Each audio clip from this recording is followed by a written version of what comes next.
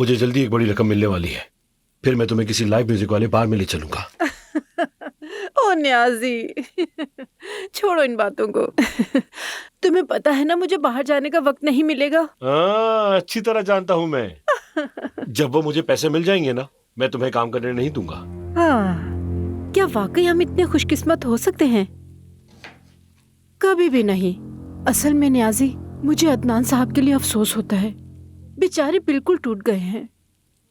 सबके अपने अपने मसाइल है दुआ। हाँ, ये बात तो सही है।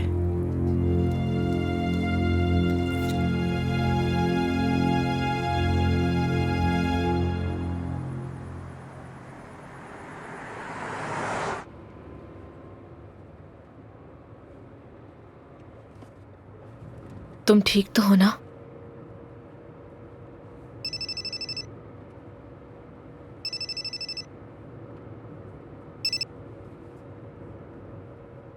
जी कहें उमर भाई। अदनान, कहाँ हो तुम? हम इंतजार कर रहे हैं। देखो ट्रक भी आ गए हैं, सब तैयार है।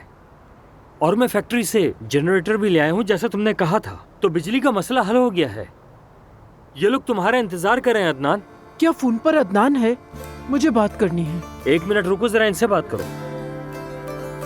अदनान बेटा, तुम जानते हो ना कि उन लोगों ने हमारी बिजली काट दी है, मगर तुम्हारी बदौलत बेटा हमें बिजली मिल गई है। तुम जल्दी से आ जाओ ताकि तुम्हें देखकर हमारे दिल भी रोशन हो जाए।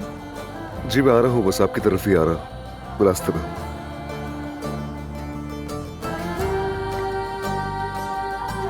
लगता है तुम हमारे मोहल्ले में बहुत मशहूर हो गए हो।